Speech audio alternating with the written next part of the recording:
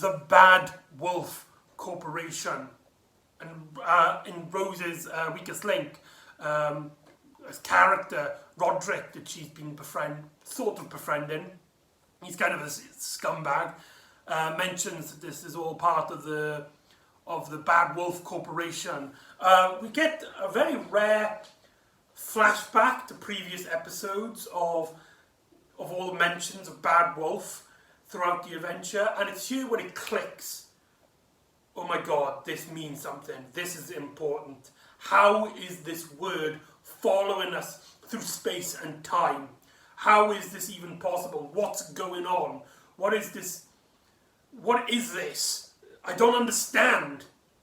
What I absolutely love about this, in terms of a story arc, something which I feel like later story arcs would forget, is that our main characters aren't even knowledgeable, not even like invested in this storyline until the story tells what the hell this is. This means that everything you need to know about this story arc can easily be caught in this story.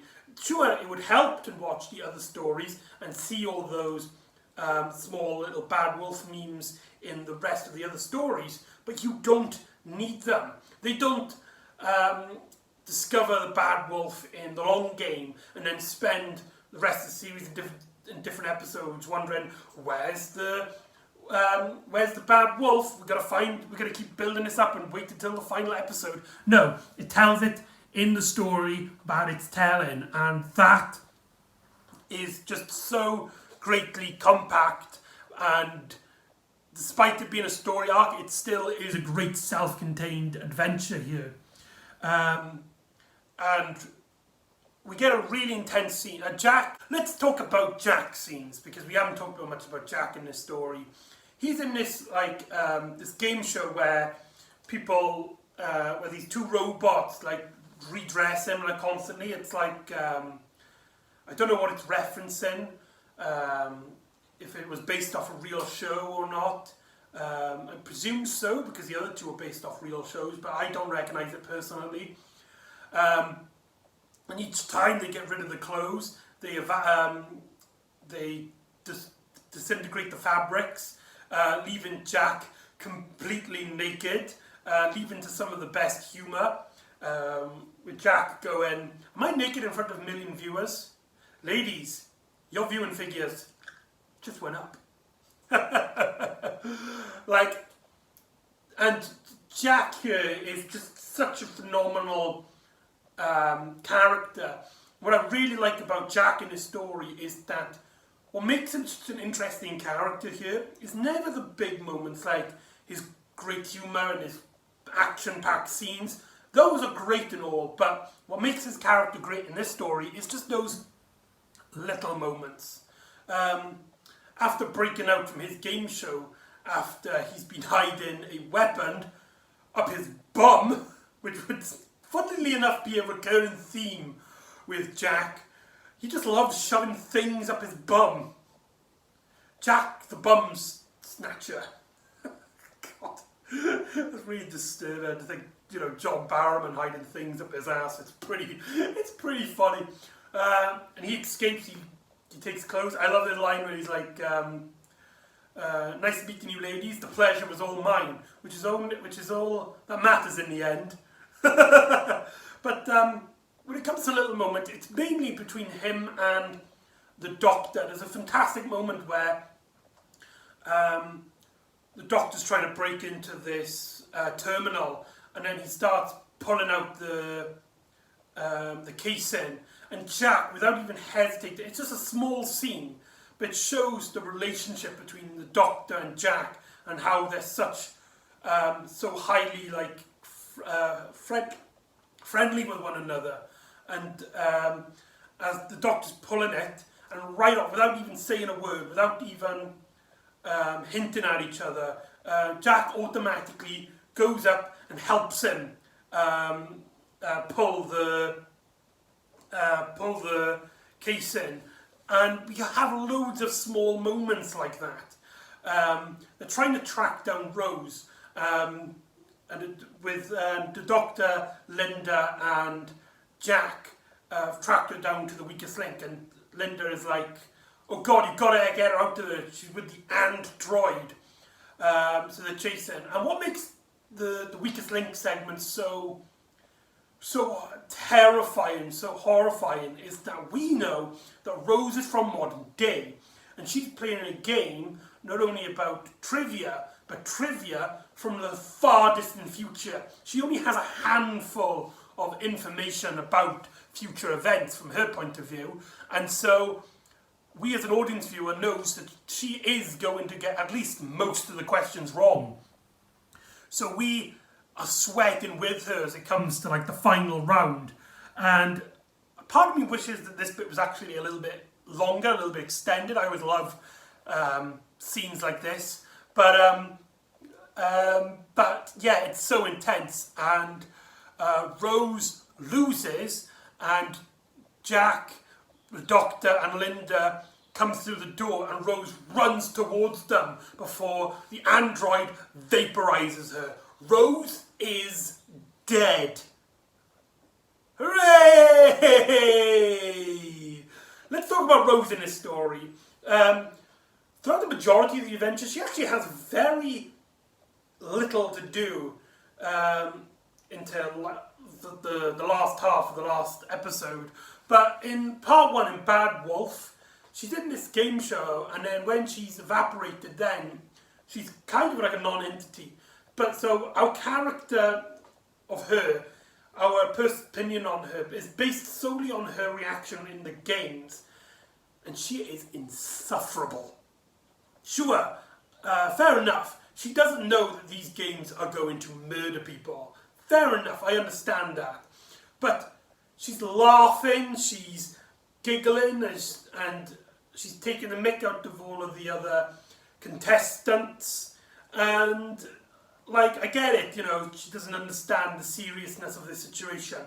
But all she had to do was look at the reactions of other people's faces, see how scared, horrified they are, and realise that this is not at least a laughing matter, and could at least is like, okay, I'm sorry, I didn't mean to laugh, you know, it's just that this is a really weird situation.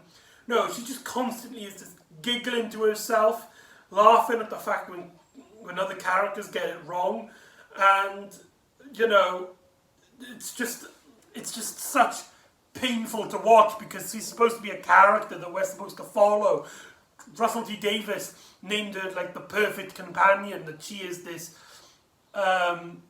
person who really couldn't do no wrong, with the exception of Father's Day, and we're supposed to find her amusing in this scene. No, sorry Russell T Davies, but no, sorry, not happening. So this is a great example of Rose being this really insufferable character that I just don't like personally. But it leads into great scenes. For example, the Doctor believing in Rose's death. Whoa!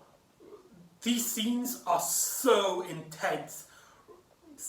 Christopher Eccleston's face is basically frozen in this blank expression, as there's a great close-up of him just looking at this dust, and it's just staring as somebody is talking to him about his rights as he's getting arrested with Jack, and Jack is screaming, it's like, "You killed her! You killed her! You and your stupid games!" And there's a great shot with him getting his mug shot with the really heavy shadows. Brilliant stuff, and there's a great bit where he's getting interrogated, and the Doctor is like just completely still. Linda tries to talk for him, but the person who's doing the interrogation just grabs her by the cheek. It's like, "I'm asking him." And then he says, like, "Right, you're going to be taken to a thing without any trial, blah, blah, blah, blah, blah." And then he opens the door, and then we get the first Doctor's, like, proper reaction as he turns his head to Jack and just says, "Let's do it." And they break out in probably one of the greatest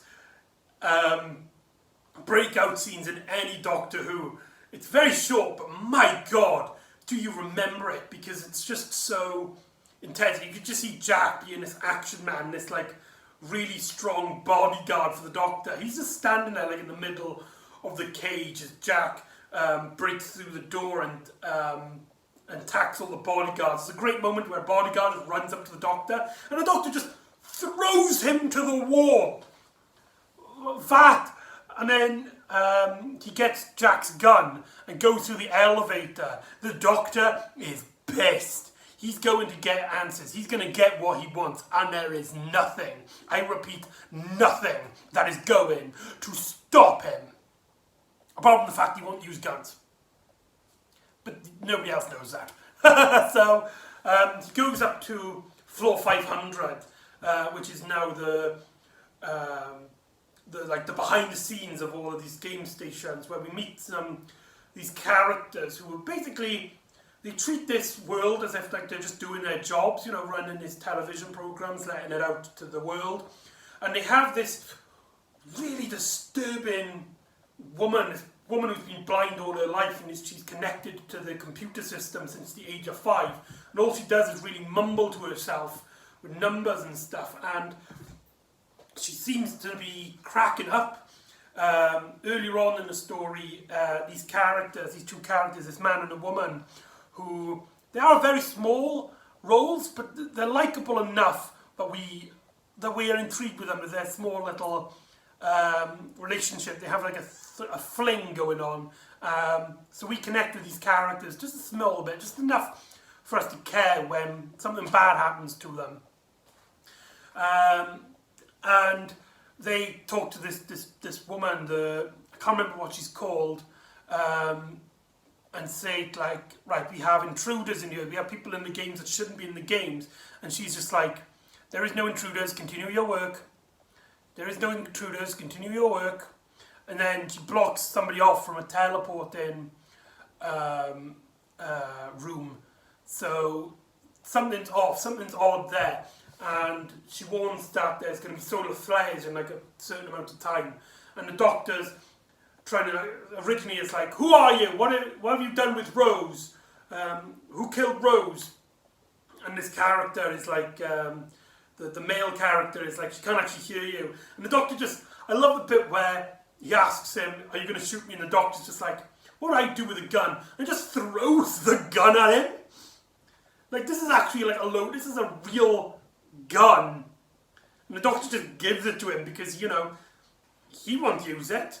And he's asking these questions, he's like, but I got your guns. Well, shoot me, just tell me, why can't you answer me? And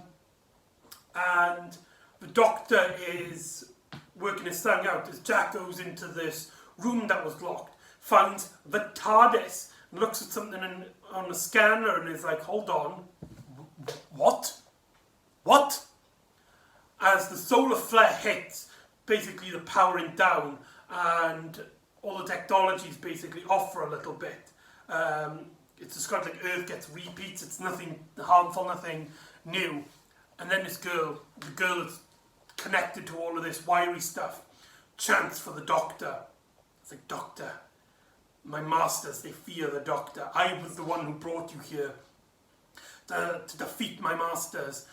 They are so scary, they're so evil, they're growing in numbers, but they fear the Doctor. The Doctor will defeat my masters, and the Doctor's trying to get like who, but the solar flare hits, and she hides any information on the Doctor still as she's chanted away. And then Jack figures something out, and he asks Linda for help as he vaporizes her. The Doctor's like, you just killed her. Did I? He presses the button, and suddenly Linda appears beside the Doctor. It's not a vaporization. It's a second teleportation technology. Rose is alive. And they cheer for us. Like, now the question is, where is she? As Rose wakes up in this cathedral of sorts, this massive cathedral-like room, as we hear this familiar noise to classic Who fans, this runk runk, runk runk, runk runk. Something like we, as classic Doctor Who fans, we all know, but it's very familiar, very new to New Who fans. As Rose looks up, oh my God, but we killed you. And we see through the image of an eye stalk, the image of Rose through the eye stalk, which is a reference to the Daleks' first appearance in the Daleks, their first appearance, where Barbara is in the same situation. Absolutely fantastic callback to that story.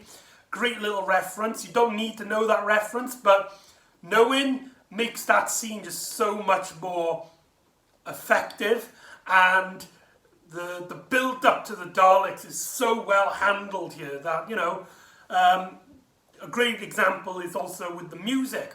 I haven't talked much about Murray Gold, and that's because his music is so good. His music is so well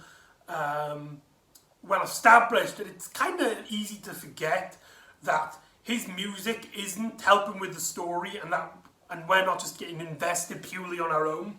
There's great moments in which the Doctor's like thinking to himself, like, who could be doing it? And we hear a recognizable soundtrack from the episode Dalek, the previous Dalek story with Rose and the Ninth Doctor. There's also that scene with the Dalek eye stalk, and then later on in the line, the Doctor's trying to figure out this code, trying to find out where this second signal that Satellite 5 has been sending somewhere in the vast of space, and he's trying to track it down, trying to find out where Rose has been teleported to.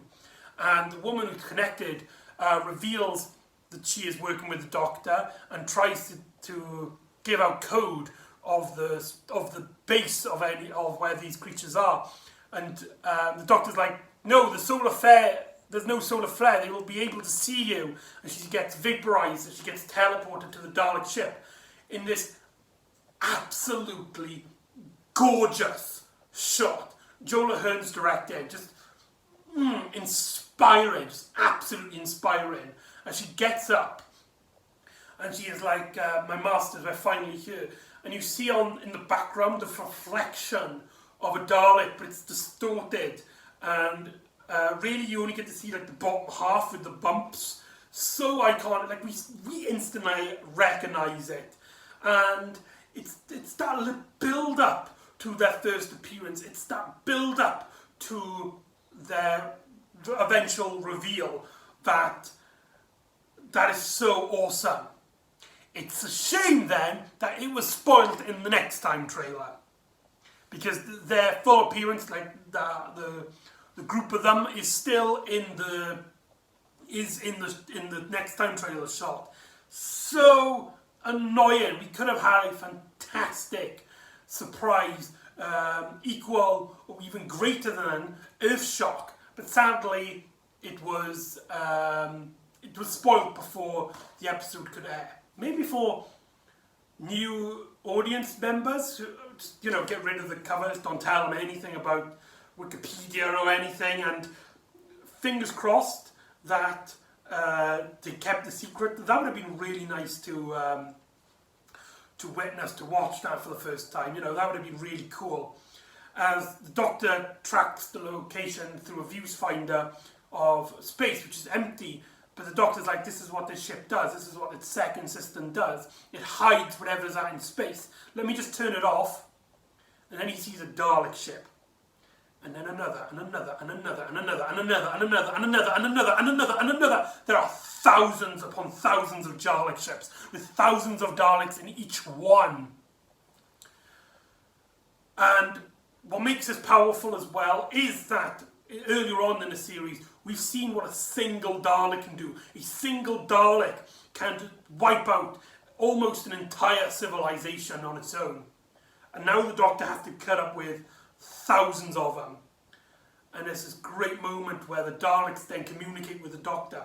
Iconic. It's the bit which I mentioned right at the start, in which the Daleks, they're like, right, Doctor, we've got your companion. There's no, just surrender. We are going to kill everybody. You will give us everything we want. The Doctor just is not budging. And despite him holding no other card, the Daleks have all the weapon, firepower. They have Rose. There's no way that, the Doctor is holding none of the cards. but he is determined, and that's all he needs. As he basically confidently announces to the Daleks that he is going to save Rose. He is going to save the Earth, and he's going to destroy all the Daleks. And turns the screen off before telling Rose he's coming to get her.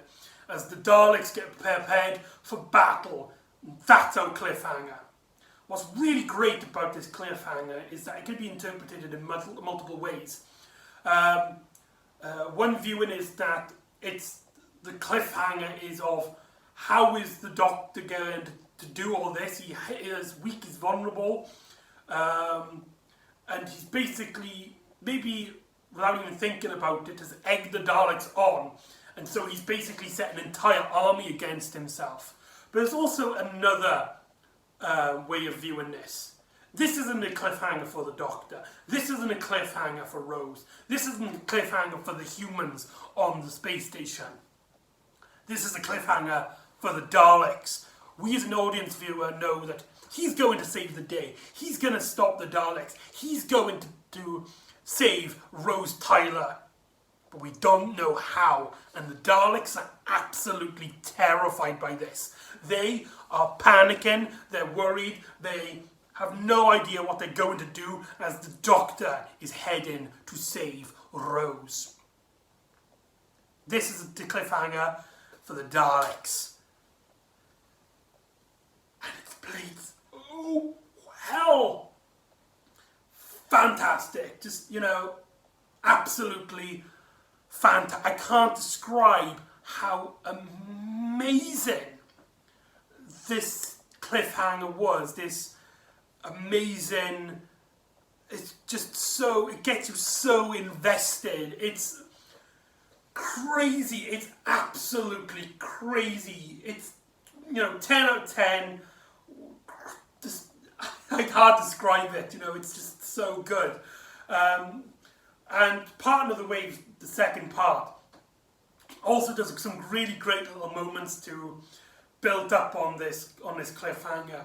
A great example is that this is the third two-parter in the revived series so far, and the other two, with the Aliens of London and the Empty Child, the cliffhanger gets resolved in the cold opener, the scene that happens before the credits. This story doesn't do that. As soon as the previously on Doctor Who segment ends, we cut straight into the credits. Whoever edited that is a bloody genius. They knew that we have now gotten into this pattern of seeing the resolution right before the credits roll. And we were expecting that. We were expecting to see this when we watched this story. But no, the story holds us to that tension just a little bit longer. As the TARDIS materialises and is heading straight for the TARDIS ship, as the Daleks send missiles, and Rose basically screams, it's like, no, the TARDIS has no defences. You're going to destroy the TARDIS. And the Daleks are like, you have predicted correctly. Nicholas Briggs is, Dalek voices here are a little more angry than the previous one, and Dalek, which obviously makes sense. That was talking about the emotional capabilities of one Dalek. Here we're now tackling an army of Daleks. So it makes more sense to have him being a lot more angry and a little bit more powerful. I personally prefer the slight details that was added in Dalek, but these Dalek voices are still iconic. It's Nicholas Briggs as the Daleks. You can't go wrong. And then we get this iconic. It turns out then the TARDIS does have a shield from the device that Bon Flenslavine had in Boomtown. The Doctor and Jack kept it as they helped fly the TARDIS into the TARDIS ship. In probably one of the most, again, it's so beautifully shot and so beautifully written. The TARDIS materialises around Rose and a Dalek. the Dalek has finally found a way to get inside the TARDIS as the Dalek just looks around, sees the time rotor and screams exterminate as he shoots a beam, but Jack shoots the Dalek before the beam hits, destroying it, and thousands of Daleks, and there's a great little moment in which the Doctor's like basically explains to Jack about the Time War and what the Daleks mean to him. There's a great little moment where it's like, there's no point here chin wagging, Daleks have all the answers, let's go meet the neighbours. And he goes outside and the force field stops them so they're safe, well almost safe as Jack notes. And there's a lot of, the scene takes itself extremely serious, but there's little tints of humour like that here. As the Doctor goes up to a Dalek right at the edge of the barrier of the shield and is like, do you know what they call me on the home planet of the Daleks? The oncoming storm. And a little bit of that fears me. So tell me, Daleks, how did you survive? Now, before I get into the big reveal of this story, we need to talk about the oncoming storm. This would become a phrase that gets repeated throughout the new series, the oncoming storm. The Doctor, this great champion who defeats monsters and Daleks anywhere and any place he can. This phrase didn't actually originate in the new series. It actually originated from the Virgin New Adventures, basically saying that they, in some way, shape or form, are canon. But in those stories, at least to the Doctor anyway, they weren't used as like this amazing champion who fights. It was mainly used as like an insult, as like the Doctor thinks he's this amazing times champion, the oncoming storm, but in reality he is just this bumbling homeless idiot. So here to see the Doctor now take up the mantle means so much in terms of his character and stuff, but it's something which you could have easily missed, something which you don't need. You could go, many people didn't even know that. I didn't know that until I looked it up on Wikipedia, about this, and it's harmless that you don't know it, it's something you don't need, but the fact that when you know that information, it puts you in the Doctor's mindset so much more. So the Doctor asks how the Daleks survived, as this bombastic voice, this Dalek voice that conquers all Dalek voices, screams out, "They survived through me." As the Doctor, Rose and Jack turn around and see this massive spider-like Dalek shape, as the Dalek announces that this is the Emperor of the Daleks. This is a Dalek that has not been seen since Evil of the Dalek, way back in the second Doctor's second series.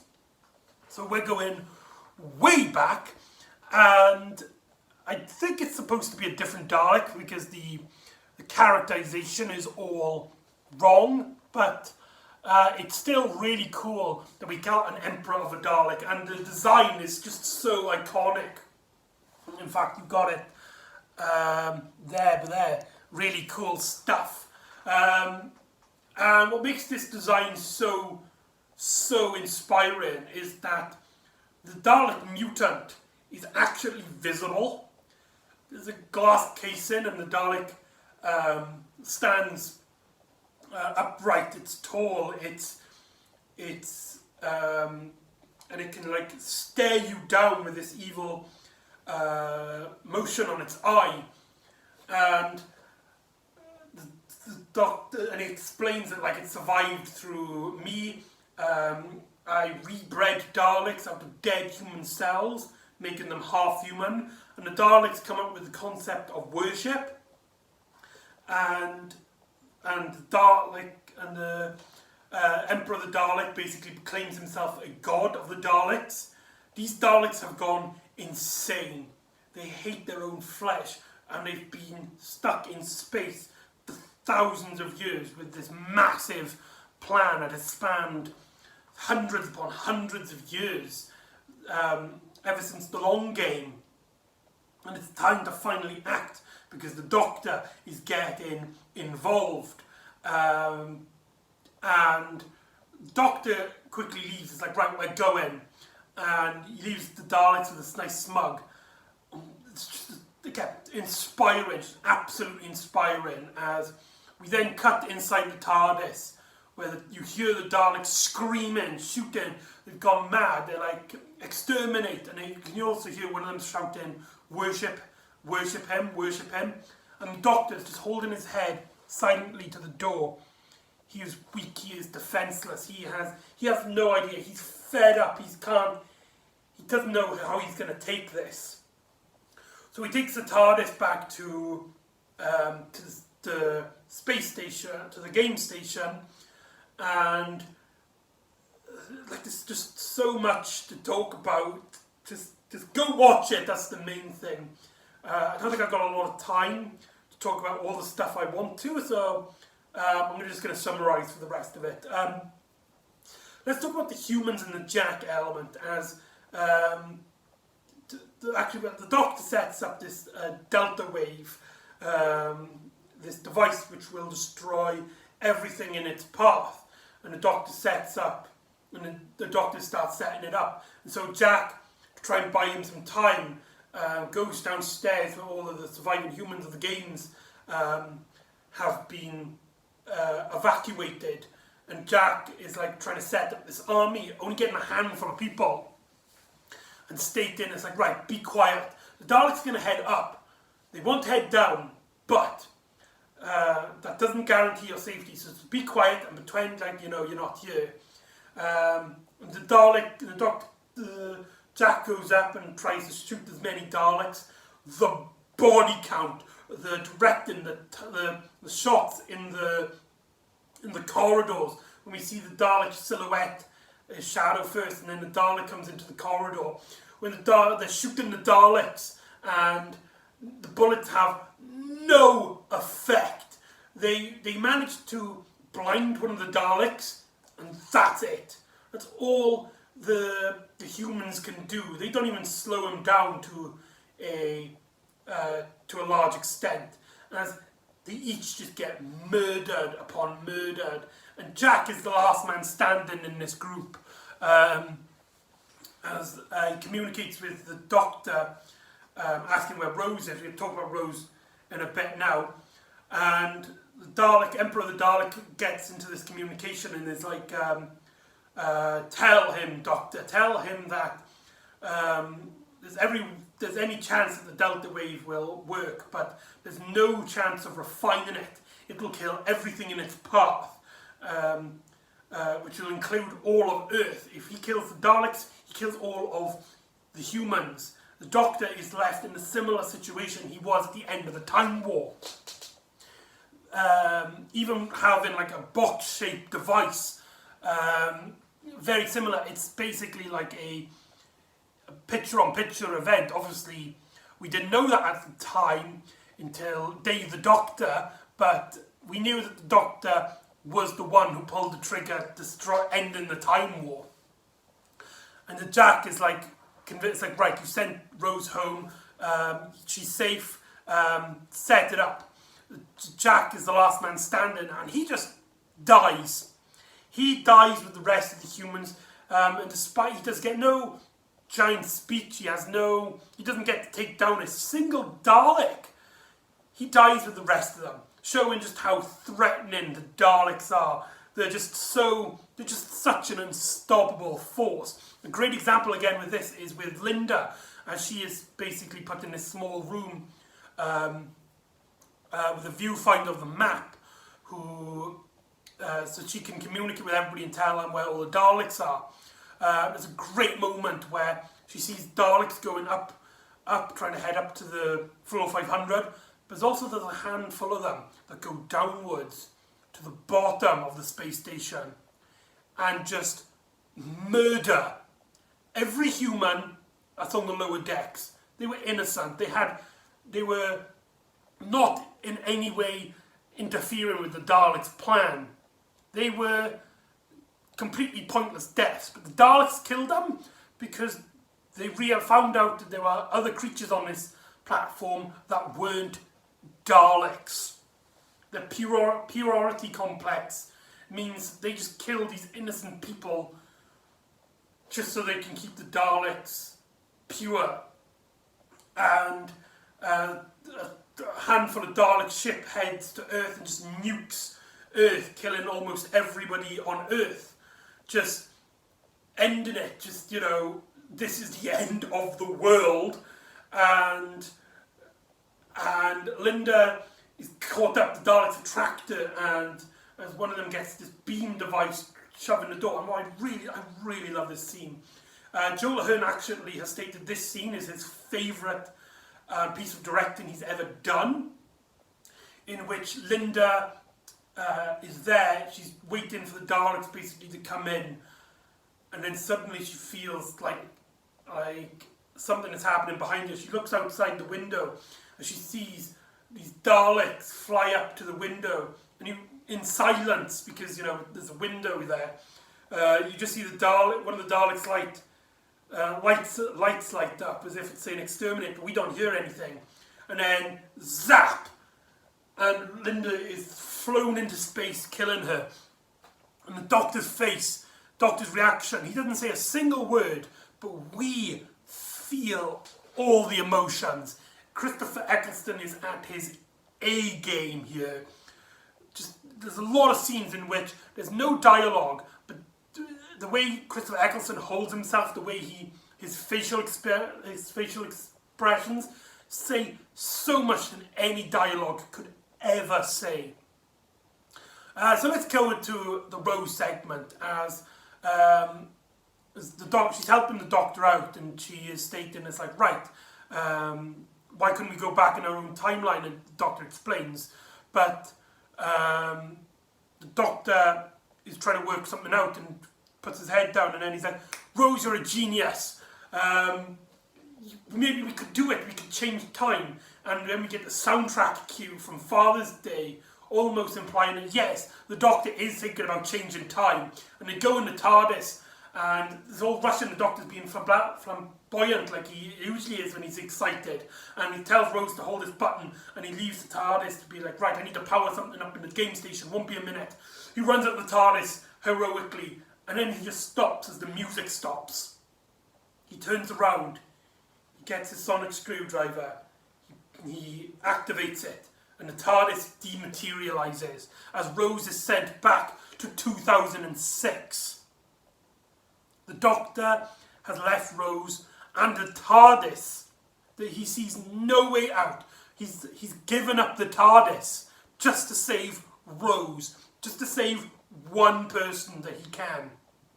That is the Doctor. That is just such an iconic moment, and the Daleks have got him surrounded as he's about to press the button, and he has another chance to destroy the Daleks in another race, and he lets go as he admits he's going to be a coward any day. Rose is then taken back to 2006, as is stated, where she meets up with Mickey and Jackie, her mother, and there's the scene in a chip shop, and there's two ways about it. On one half, Rose's reaction, the way she holds herself in this scene, I really don't like. It comes off as she's moping and she's complaining, She doesn't seem really as like she's disgusted by the fact that there's a chance that she'll have to have a normal life. So I don't like that. But there's a great speech that she does, in which she basically is like, the Doctor showed me a better life, showed me what it means to, you don't just sit down and do nothing, you just don't think, you stand up, you do what is right, because it's the right thing to do. Believe it or not, that is the main storyline of Series 1. Not the Bad Wolf, not the Game Station and Satellite 5, this is the main theme of Series 1. What do I mean? Well, in each story so far, the Doctor has not defeated the enemy. It was Rose that saved the day at the end of Rose. Though the Doctor did technically save the day in the end of the world, he had help. In The Unquiet Dead, it was Gwenethia. In Boomtown, it was Mickey. In Dalek, the Dalek killed itself. And so on and so forth. The Doctor doesn't actually get involved with saving the day for the majority of the stories. The Doctor, surprisingly or not, is really ineffectual when it comes to fighting monsters. But it's something that each of these characters have in common, the ones who did save the day. They were in a situation where they either had no interest or couldn't care about, weren't knowledgeable in saving the day. They couldn't save the day. But it's with their experience with the Doctor, it's his influence that made them better people. Sure, there were some casualties along the way, but the Doctor always left at least someone better, with the exception of Rose, someone better than they were when they started out in the adventure. A great example again is Father's Day, in which Pete Tyler, he was this kind of bum in a sense. He was this kind of pathetic man who couldn't really do much in his life, and that story ends with him sacrificing his life because he's seen how powerful the Doctor is and how he sacrifices his life just to save everyone, and how much he cares for Rose as well. And that sums up Series 1. That's why Series 1 is so good. And this story, this element could have easily, you could just have had this story, it still works. You don't need the other stories. But this makes it such a great conclusion to this series. It fills up this theme. A theme which you might not even notice until a handful of viewings, until somebody points it out to you. But when you notice it, when you see it, you are so...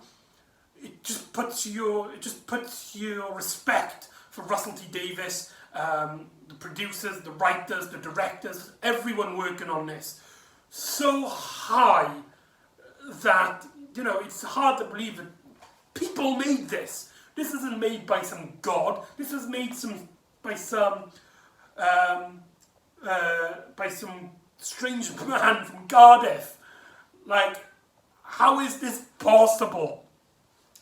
And Rose, Mickey and Jackie then try to open up the heart of the TARDIS, something connected with the continuity of Boomtown. And they open it, and Rose gets merged with the heart of the TARDIS, and she basically becomes a god as she transports back to the game station, and she saves the Doctor by atomizing every single Dalek at that time period. She also states that she brings life, and Jack is resurrected. He's brought back to life in a state in which the Doctor and Rose don't know, and Rose's head is burning up. She can't handle the vortex, the entire vortex in her head, and the Doctor grabs her by the hand and is like, "You need a doctor," and kisses her in a way which takes all the vortex energy out. And it's this great scene, this is fantastic bit of performance where the Doctor, he looks up at the TARDIS with this really pissed off face. He has the entire emotions of the Time War in his face, in himself, as he leaves a breath of fresh air as the TARDIS's soul gets transported back into the blue police box. And the scene then cuts with Rose waking up in the TARDIS, and it's fine. It's here where we're going to talk about the ending. I'm not somebody who cries a lot in television. On movie and TVs. I could count basically how many times I've cried watching something on my hand. This is one of them. And I think what makes this so powerful is that the Doctor goes out with a smile. He starts off, he sees his hand changing, and he's very serious, and he looks at Rose, and then he's kind of really bubbly. He's almost kind of too bubbly, as he's making jokes about dogs with no noses, and the planet Barcelona, not the city Barcelona, the planet Barcelona. And then, which kind of puts Rose in a very safe environment, as the Doctor is like, this is a bit dodgy, this process, as he basically announces he's dying, and he basically explains to her what's happening, that there's Time Lords have this trick, it's all the way of cheating death. It means he has to change, so every cell in his body is dying.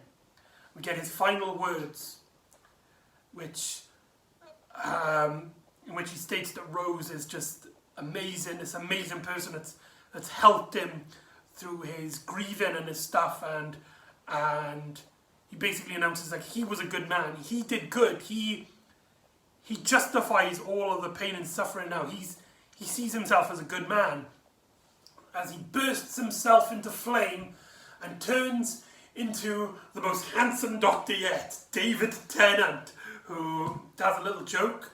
This is also the first time, television-wise, that we've seen the Doctor regenerate standing up.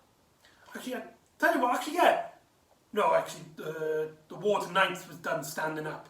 But yeah, so that was a very striking thing, but it means that the Doctor means that David Tennant quickly gets into Doctor mode, as he doesn't need to like get up and act all wary and stuff. He's automatically into the Doctor mode.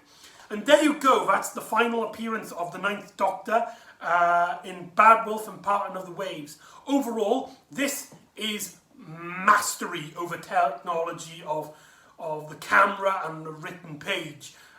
Russell T Davies' script is absolutely perfect. Sure, it involves Rose being such an arrogant character, and some pop culture references which are a bit out of date, which really ages this story badly, but when it gets right, when it is good, it is perfect. And unlike some examples like the previous story, Boomtown, actually with any Russell T Davies story, the majority of this story is perfect. And when it's good, it is really just, I just can't put it into words. It's my favourite regeneration story. It's my favourite conclusion to any Doctor. And to watch this, and when watching this back in 2005, my little brain must have exploded in its head. Like, it's just phenomenal. And I really didn't want Christopher Eccleston to go because he was so perfect for the role. He's one of my favourite Doctors. This is one of my favourite series of the show, and you know, just go watch it, you know, just have a blast. So join me next time where we'll be saying hello to the 10th Doctor as he goes a bit crazy and enjoys a bit of Christmas as he starts falling asleep, and Rose has to kind of save the day. So join me next time for So join me next time for Born Again and the Christmas Invasion. And I'll see you next time on the Doctor Who Marathon, and I'll end this video with the 9th Doctor's final words. I'll see you next time on the Doctor Who Marathon. Ta-ra. Rose, before I go, I just want to say you were fantastic. Absolutely fantastic. And you know what? So was I.